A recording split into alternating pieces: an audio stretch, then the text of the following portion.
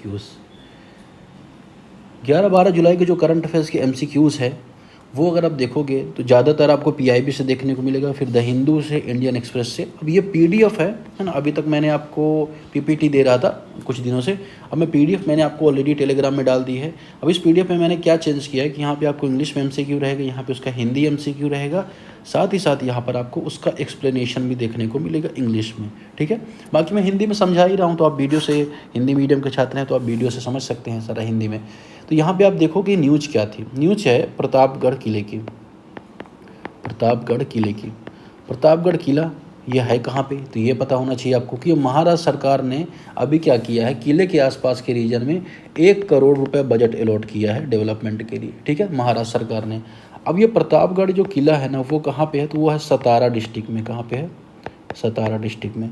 तो एक तो ये आपके लिए इम्पोर्टेंट हो जाता है। इसकी ऊंचाई अगर आप देखोगे 1080 किलोमीटर आपके आप इसको ऊंचाई यहाँ पे आपको देखने को मिलेगी, ठीक है।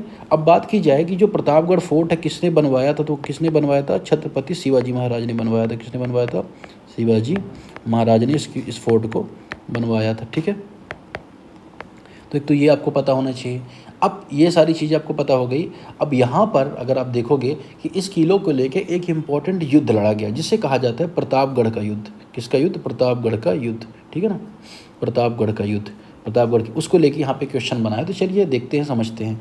जो पहला क्वेश्चन है वो यहाँ पे क्या कह रहा है, अगर आप देखो क्वेश्चन है, consider the following statements regarding Pratapgarh fort. Pratapgarh fort के बारे में आपको बताना है, महाराष्ट्र के सतारा जिले में है, ये मैंने आपको ऑलरेडी बता दिया। इसकी लड़ाई 1659 में छत्रपति शिवाजी महाराज और अफजल खान के बीच लड़ी गई थी। The battle of Pratapgarh 1659 was fought between Chhatrapati Shivaji Maharaj and Afzal Khan. ये बात यहाँ पे करेक्ट है। 10 नवंबर 1659 की बात है। शिवाजी महाराज और बीजापुर के सुल्तान हुआ करते थे। कौन, बीजापुर के, कहाँ के, बीजापुर, बीजापुर के सुल्तान हुआ करते थे अफजल खान, उनके बीच में ये लड़ाई लड़ी गई थी, ठीक है। इस विजय ने दक्कन में एक शक्तिशाली एम्परर के रूप में शिवाजी के इमरजेंस को रेखांकित किया था या उसकी इम्पोर्टेंस को बताया था। तो ये चर्चा थी इस किले के बारे में, है ना। बहुत डिटेलिंग इस किले की नहीं आएगी।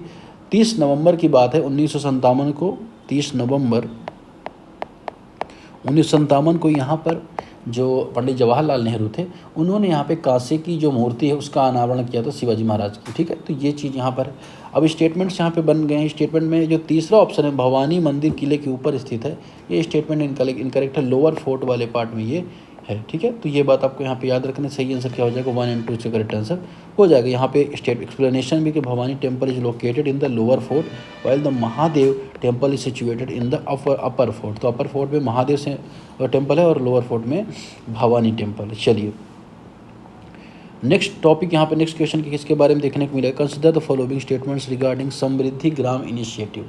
हाल में जो डिपार्टमेंट ऑफ टेलीकॉम है उसको ग्रामीण लेवल पर डिजिटल चेंज लाने के लिए एक्शन लाइव C6 अवार्ड मिला है। क्या मिला है, एक्शन लाइन C6 अवार्ड मिला है इनेबलिंग इन्वायरमेंट के लिए, ठीक है। तो ये WSIS पुरस्कार जीता, इसे विश्व सूचना समाज शिखर सम्मेलन के नाम से भी जाना जाता है। तो ये अवार्ड मिला है। समृद्ध ग्राम होते क्या है, तो डिपार्टमेंट ऑफ टेलीकॉम की एक इनिशिएटिव है जो ग्रामीण या रूरल लेवल पर डिजिटल रिवोल्यूशन के लिए एक फ्लैगशिप इनिशिएटिव है। और ये जो इनिशिएटिव है भारत नेट प्रोग्राम के अंतर्गत लिए जा रहे हैं, ठीक है ना। पूरे गांव को, पूरे देश को इंटरनेट से कनेक्शन करने के लिए, ठीक है। तो ये स्टेटमेंट यहाँ पे करेक्ट है। तो पहला ऑप्शन यहाँ पर है कि it is a flagship rural digital transformation initiative by department of telecom. Department of telecom का इनिशिएटिव है, ये बात यहाँ पे करेक्ट है ना। और उसको ये समृद्धि ग्राम जो ये अवार्ड भी मिला है विश्व सूचना समाज शिखर सम्मेलन। ये पहल भारत नेट की है, ये बात भी करेक्ट है।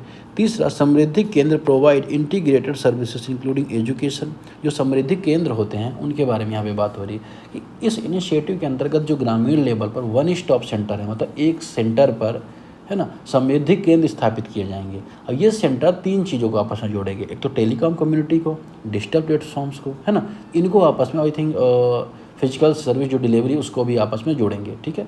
रूरल लेवल पर स्मार्ट क्लासरूम इस्टेब्लिश किए जाएंगे, AR या ऑगमेंटेड रियलिटी, वर्चुअल रियलिटी, ये सब टेक्नोलॉजी भी यहाँ पे जोड़ी जाएंगी, ठीक है।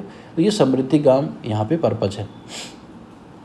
चलिए, तो तीसरे स्टेटमेंट भी आई थिंक मुझे लगता है करेक्ट ही है, तीनों ही स्टेटमेंट यहाँ पे करेक्ट हो जाएंगे, है ना। 1 2 3 डी इसका करेक्ट आंसर हो जाएगा। तो एक्सप्लेनेशन भी आप देख लेंगे यहाँ पे कि डी ऑप्शन इसका यहाँ पे करेक्ट है। फिर आगे आ जाते हैं, चौथे टॉपिक में आते हैं साइनोबैक्टीरिया में। तो देखिए, हाल में रिसर्चर्स ने क्या पाया है, कि साइनोबैक्टीरिया जो पॉल्यूटेड पानी है उससे सीसा या लेड जैसी जो भारी धातु है उसको हटाने में साइनोबैक्टीरिया का उपयोग किया जा सकता है, ठीक है। तो यहाँ पर साइनोबैक्टीरिया के बारे में ये न्यूज़ यहाँ पर थी। साइनोबैक्टीरिया के बारे में अगर आप देखें तो ये क्या काम करता है, बायो रेमिडिएशन का काम करता है, बायो रेमिडिएशन का काम करता है। बायो रेमिडिएशन मतलब क्या होता है कि जीव जंतुओं का उपयोग करिए, अगर हम बात करें कि जैसे मान के चलो आप कि कोई जीव है, कोई कीटा है, कीट पतंग है, केचुआ, इन सबका उपयोग कर क्या करना, प्रदूषण को हटाना, जीवों के द्वारा प्रदूषण को हटाने के प्रोसेस को बायो रेमिडिएशन कहा जाता है, ठीक है। अब यहाँ पर यह पाया गया रिसर्चर्स ने, जो साइनोबैक्टीरिया है, या अगर हम बात करें जिसे ब्लू ग्रीन एल्गी कहा जाता है, ये प्रदूषित जो लेड होता है ना, लेड को हटाने में इम्पॉर्टेंट होता है। अब जब बात आ जाती है साइनोबैक्टीरिया की, तो साइनोबैक्टीरिया आपको फ्रेश वाटर में देखने को मिलेगा, साइनोबैक्टीरिया आपको ब्रैकिश वाटर में भी देखने को मिलेगा, है ना, मरीन वाटर में भी देखने को मिलेगा। और ये एक तरह का ऑटोट्रॉफ इसका नेचर होता है, मतलब स्वपोषित होता है, सूर्य के प्रकाश का उपयोग करता है, फोटोसिंथेसिस से अपना भोजन स्वयं बना लेता है, ठीक है। और ये बहुत पुराना है, मतलब आज का नहीं है, हज़ारों लाखों साल पुराना पृथ्वी में पाया जाता है, ये इसका पर्पस। और अब इसमें एक और कीवर्ड आता है साइनोबैक्टीरिया ब्लूम। साइनोबैक्टीरिया ब्लूम क्या होता है कि जब बहुत ज़्यादा गर्म और जो नेचुरल, अगर हम बात करें न्यूट्रिशंस होते हैं, है ना, धीमी गति से बहने लगते हैं पानी में, बहुत स्लो बह रहे हैं, स्लो बह रहे हैं, इससे क्या हो रहा है, अगर आप देखो, इससे बहुत तेज़ी से HAB इम्पैक्ट होता है, हार्मफुल एल्गी ब्लूम में इम्पैक्ट होता है। और इससे क्या हो जाता है कि पानी की सिचुएशन भी ख़राब हो जाती है, उसी को साइनोबैक्टीरिया ब्लूम यहाँ पे कहा जाता है। और ये क्यों होता है कि जैसे खेतों से फर्टिलाइजर जब बह के आ रहा है, सीवेज से कचरा बह के आ रहा है, सेप्टिक टैंक्स लीकेज हो रहा है, इस वजह से ये इश्यूज़ होते हैं, ठीक है। स्टेटमेंट देखते हैं यहाँ पे, साइनोबैक्टीरिया फोटोसिंथेसिस प्रोकैरियोटिक ऑर्गेनिज्म, प्रकाश संश्लेषण करने वाले प्रोकैरियोटिक जीव हैं। They reproduce mainly through transverse binary fission, ये द्विखंडी जो प्रजनन इससे रिप्रोड्यूस होते हैं। तीसरा, cyanobacteria Bloom commonly occur in cold nutrients poor water, ये आमतौर पर ठंडे पोषक तत्वहीन पानी में पाई जाती है, बात यहाँ पे इनकरेक्ट है ना।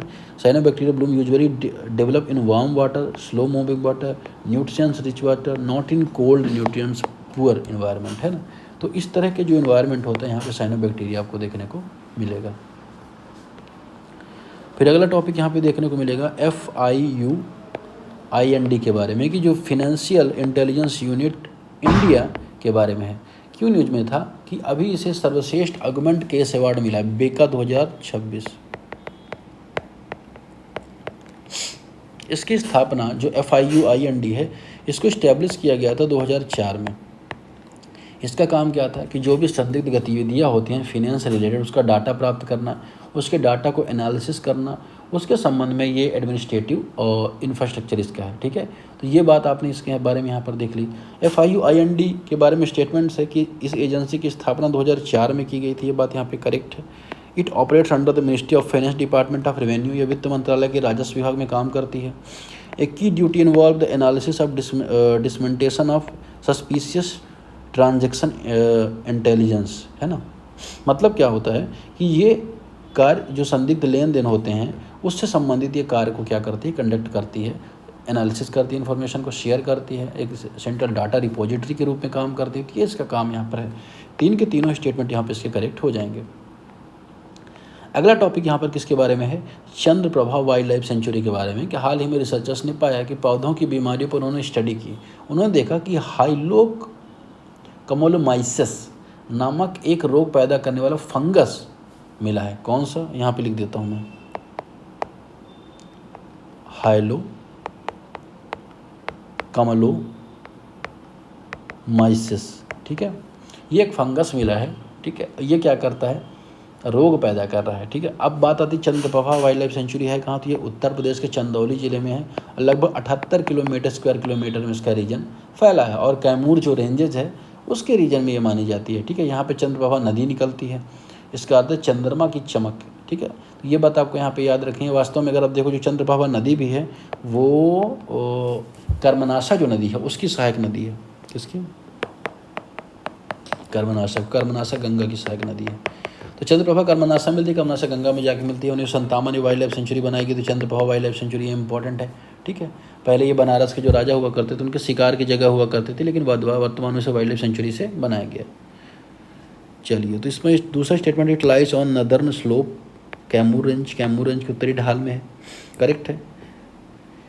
यहाँ पर एशियाई शेर को इंट्रोड्यूस किया गया है। भाई ये स्टेटमेंट तो इनकरेक्ट है यार, एशियाई शेर यहाँ पे क्यों लाए जाएंगे? आपको गिर में गुजरात वाले रीजन में आपको देखने को मिलेंगे, यहाँ पर नहीं है। तीसरा ऑप्शन यहाँ पे इनकरेक्ट, 1, 2 ऑप्शन यहाँ पे करेक्ट आंसर हो जाएगा। नेक्स्ट क्वेश्चन है ग्लोबल लाइवेबिलिटी इंडेक्स के बारे में। Consider the following statements regarding global liveability index के बारे में है। कितने क्वेश्चन देख ले रहे हैं यहाँ पे? 7, 8, 2 और क्वेश्चन है। ठीक है ना, तो यहाँ पे ग्लोबल लाइवेबिलिटी इंडेक्स के बारे में क्या क्वेश्चन है? अगर आप देखो तो हाल ही में ग्लोबल लिवेबिलिटी जो इंडेक्स 2026 जारी किया गया, जिसमें बताया गया दुनिया में 173 देशों को लिस्ट किया, शहरों को लिस्ट किया गया। नई दिल्ली को उनमें 120वां स्थान मिला। ठीक है, यह सूचकांक इकोनॉमिकल इंटेलिजेंस यूनिट जारी करता है, जिसके बारे में पहले स्टेटमेंट में बोला गया है कि इसे इकोनॉमिकल इंटेलिजेंस यूनिट यहाँ पे जारी करता है। भारत को बाद में जो दिल्ली उसको 120वां स्थान मिला है। अब यह जो प्रकाशन है हर साल किया जाता है, एनुअल लाया जाता है। तो कौन जारी करता है? बहुत इंपॉर्टेंट, इकोनॉमिकल इंटेलिजेंस यूनिट जारी करता है। यह देखा जाता है कि शहर में पर्यटन कैसा है, शहर में रोज़मर्रा की जीवन कैसा है, हवा कैसी है, ठीक है ना, स्थिरता कैसी है, कल्चर कैसा है, हेल्थ केयर कैसा है, इंफ्रास्ट्रक्चर कैसा है, एजुकेशन कैसा है, ये सब ध्यान में रखते हुए ये इंडेक्स यहाँ पे जारी किया जाता है। नई दिल्ली को 173वां मिला और 120वां मिला, और जो 121वां मुंबई को मिला, 123वां चेन्नई को मिला और 127वां बेंगलोर को मिला है। तो ये सारे इन्होंने इंडेक्स जारी किए हैं। दूसरा ऑप्शन भी करेक्ट है, the index evaluate cities based on parameter including stability, health care, education, infrastructure. ये बात यहाँ पे करेक्ट है। ठीक है, अब ये जीडीपी के आधार पर रैंक करता है। ये स्टेटमेंट देखिए इनकरेक्ट है, जीडीपी के आधार पर नहीं रैंक करता भाई। ये तो मैंने आपको बताया ना किसके आधार पर रैंक करता है। तो पहला और दूसरा करेक्ट हो जाएगा, तीसरा ऑप्शन यहाँ पे इनकरेक्ट हो जाएगा। ठीक है, क्वेश्चन नंबर 7, मानस टाइगर रिजर्व के बारे में न्यूज़ किया कि हाल ही में नए रिसर्चर से पता चला कि 14 इन्वेसिव जो प्लांट हैं इनकी वजह से मानस टाइगर रिजर्व में 43% जो ग्रासलैंड है वो नष्ट हो गई है। मतलब इन्वेसिव एलियन स्पीसीज़ की। देखिए इन्वेसिव एलियन स्पीसीज़ होते क्या हैं ये आपको पता होना चाहिए। तो ऐसे जीव जो वहाँ के लोकल तो नहीं हैं, बाहर से कहीं आए हैं, और उनकी वजह से लोकल जो जीव हुआ करते थे या लोकल पेड़ पौधे या अगर हम बात करें जीव जंतु होते थे उनको खतरा पैदा कर रहे हैं, उनको इन्वेसिव एलियन स्पीसीज़ कहा जाता है। इस पर आर्टिकल भी आया है, द हिंदू में एडिटोरियल आया है। तो ये आपको थोड़ा सा न्यूज थी। मानस अभय का यहाँ पे असम में है, पहला स्टेटमेंट भी है। असम में और भूटान के रॉयल मानस नेशनल पार्क के साथ सीमा शेयर करता है, ये भी बात यहाँ पे करेक्ट है। दूसरा, यूनेस्को द्वारा इसे वर्ल्ड हेरिटेज रिजर्वायर के रूप में से इस्टेब्लिश किया गया है, बायोस्फीयर रिजर्व के रूप में, ये बात भी यहाँ पे करेक्ट है। तीसरा, यह रिजर्व मानस नदी द्वारा बक्सा टाइगर रिजर्व से अलग होता है। यह रिजर्व सेपरेट फ्रॉम द बक्सा tiger reserve by Manas river. अब ये बात यहाँ पे करेक्ट है, नहीं आपको बताना, ये स्टेटमेंट यहाँ पे इनकरेक्ट है। ये किस रिवर के द्वारा? संकोच रिवर के द्वारा, संकोच रिवर के द्वारा ये करेक्ट होता है। ठीक है, तो 1, 2 यहाँ पे करेक्ट आंसर हो जाएगा। ठीक है, चलिए लास्ट क्वेश्चन यहाँ पे देख लेते हैं। अगला क्वेश्चन किसके बारे में है? अगला क्वेश्चन वाटर को लेके है। भारत में वाटर एडमिनिस्ट्रेशन को लेके क्वेश्चन बना है। The national water policy 2012 recognise water as a economical good while ensuring equity in access. मतलब क्या, जो राष्ट्रीय जल नीति 2012 में बनी वो वाटर तक पहुँच सुनिश्चित करने के लिए उसे एक इकोनॉमिकल गुड के रूप में क्लासीफाई करती है। ठीक है, पहला ये है। ठीक है, वीडियो यहाँ से ले लो जाके क्लासरूम से प्रॉपरली है। दूसरा ऑप्शन है कि the Jal Jeevan mission aim to provide functional household tap connection to all rural household. Jal Jeevan मुख्य उद्देश्य सभी ग्रामीण परिवारों क्रियाशील घरेलू नल कनेक्शन है। 0000 पासवर्ड जल जीवन का उद्देश्य सभी ग्रामीण परिवारों में घरेलू नल कनेक्शन प्रदान करना, ये बात यहाँ पे करेक्ट है। तीसरा ऑप्शन है कि the composite water management index is published by the central water commission. Composite water management index से केंद्रीय जल आयोग द्वारा प्रकाशित किया गया है। ठीक है, इन तीनों में से सही आंसर क्या हो जाएगा, 1 2 यहाँ पे सही आंसर हो जाएगा। ठीक है, तो चलिए आज के डिस्कशन फिलहाल इतना ही। चैनल को सब्सक्राइब कर लें, टेलीग्राम चैनल ज्वाइन कर सकते हैं, फ्री PDF आपको मिलेगा, रेगुलर सब्जेक्ट्स मिलेंगे। थैंक